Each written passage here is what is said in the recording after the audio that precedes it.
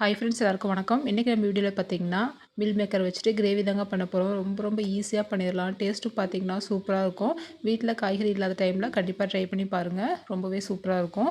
அது மட்டும் இல்லாமல் நான்வெஜ் சாப்பிடணும் போல் இருந்தாலும் கண்டிப்பாக இதை வந்து ட்ரை பண்ணலாம். ரொம்ப நல்லாயிருக்கும். டேஸ்ட்டும் சூப்பராக இருக்குங்க. வாங்க கிரேவி எப்படி பண்ணுறதுன்னு பார்ப்போம். நான் வந்து ஒரு கப் அளவுக்கு மில் மேக்கர் எடுத்துருக்கேங்க. அது வந்து சூடான தண்ணியில் சேர்த்துக்கலாம். தண்ணி நல்லா கொதிஞ்சதுக்கப்புறம் சேர்த்துக்கலாம். சேர்த்துட்டு ஒரு கொதி வந்தோடனே நம்ம ஸ்டவ் ஆஃப் பண்ணிக்கலாங்க. ஒரு 10 நிமிஷம் அப்படியே இருக்கட்டும் சுடு தண்ணியிலே. அடுப்பில் ஒரு கடாயை வச்சுக்கலாங்க. இதில் 1 ஸ்பூன் அளவுக்கு எண்ணெய் விட்டுக்கலாம். நல்லா பெரிய ஸ்பூனில் 1 ஸ்பூன் அளவுக்கு எண்ணெய் விட்டுக்கலாம். எண்ணெய் நல்லா சூடானதும் 2 பெரிய வெங்காயம் கட் பண்ணிவிட்டு சேர்த்துருக்கேன். இதோட 3 பல் பூண்டு வந்துட்டு இந்த மாதிரி பொடிசாக கட் பண்ணிவிட்டு சேர்த்துக்கலாம். சேர்த்துட்டு நல்லா கலந்து விட்டுக்கலாங்க. லைட்டாக வதங்கட்டும் வெங்காயம். வெங்காயம் வந்து அதிகமாக சேர்க்க வேண்டாம். கிரேவி பார்த்திங்கன்னா கொஞ்சம் இனிப்பு டேஸ்ட்டு வந்துடும். அதனால் பார்த்திங்கன்னா கொஞ்சமாகவே நான் வெங்காயம் சேர்த்துருக்கேன். இதுக்குள்ளே நீங்கள் பெரிய வெங்காயத்துக்குள்ளே நீங்கள் சின்ன வெங்காயம் கூட சேர்த்துக்கலாம். அதுவும் நல்லாயிருக்கும். 1 ஸ்பூன் அளவுக்கு நான் வந்துட்டு கசகசா சேர்த்துருக்கேன். இதுக்குள்ளே நீங்கள் ஒரு 4 முந்திரி கூட சேர்த்துக்கலாம். கசகசா சேர்க்கும் போது ரொம்பவே நல்லாயிருக்கும். ஒரு திக்னஸ் கொடுக்கும். கிரேவிக்கு டேஸ்ட்டும் நல்லாயிருக்கும். இதோட ஒரு 5லேருந்து 6 கொத்தமல்லி சேர்த்துக்கோங்க. சேர்த்துட்டு இதோட 2 தக்காளி நல்லா பழுத்த தக்காளியை சேர்த்துருக்கேன். கொத்தமல்லி சேர்க்கும் போது பார்த்திங்கன்னா கிரேவி ரொம்பவே டேஸ்ட்டாக இருக்கும்.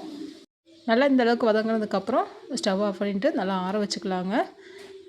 நம்ம சுடு தண்ணியில் போட்டு வச்சுருக்க மீல் மேக்கரும் பார்த்திங்கன்னா நல்லா ஊறி வந்திருக்கு. நல்லா 2 டைம் நல்லா தண்ணி ஊற்றிட்டு நல்லா கழுவிட்டு அதுக்கப்புறம் தண்ணியிலேருந்து நம்ம புழிஞ்சிட்டு எடுத்து வச்சுக்கலாங்க. கொஞ்சம் கூட தண்ணி இருக்கக்கூடாது. இந்த மாதிரி தண்ணி இல்லாமல் புழிஞ்சு எடுத்து வச்சுக்கலாம் தனியாக.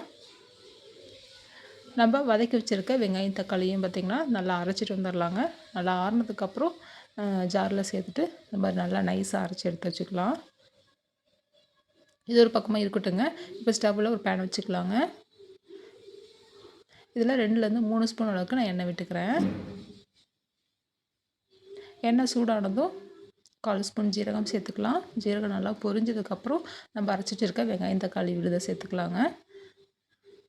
சேர்த்துட்டு நல்லா கலந்து விட்டுக்கலாம். இதோட கொஞ்சமாக மஞ்சத்தூள், நமக்கு காரத்துக்கு தகுந்த மாதிரி மிளகாத்தூள் சேர்த்துக்கலாம்.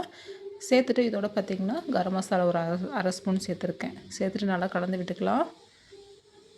நான் வந்து மிளகாத்தூள் மல்லித்தூள் வந்து கலந்தே அரைச்சி வச்சுருக்கனால அப்படியே சேர்த்துக்கிட்டேன். நீங்கள் தனித்தனியாக சேர்க்கும் போது 1 ஸ்பூன் மிளகாத்தூள், 2 ஸ்பூன் மல்லித்தூள் சேர்த்துக்கோங்க. மசாலா சேர்த்துட்டு இந்த மாதிரி நல்லா கலந்து விட்டுக்கலாங்க. ஒரு மூடி போட்டு வச்சிடலாம். மசாலாவோட பச்சை வாசனை போகட்டும். நல்லா எண்ணெய் பிரிஞ்சு இந்தளவுக்கு வந்ததுக்கப்புறம் நம்ம தண்ணி இல்லாமல் நல்லா புழிஞ்சு வச்சுருக்க சோயா சங்க் சேர்த்துக்கலாம். நான் வந்து சோயா சங்க் வந்து பார்த்திங்கன்னா சின்னதை எடுத்துருக்கேன். நீங்கள் பெருசு எடுக்கிற மாதிரின்னா நல்லா ஊறி வந்ததுக்கப்புறம் ஒரு 2ஆக கட் பண்ணிவிட்டு சேர்த்துக்கோங்க. மசாலாவும் நல்லா கலந்து விட்டுட்டு மூடி போட்டு வச்சுக்கலாங்க. நல்லா மசாலாலாம் இழுத்துட்டு நல்லா ஒன்று சேர்ந்து வரணும். பாருங்கள், இந்தளவுக்கு நல்லா கலந்து விட்டுக்கலாம்.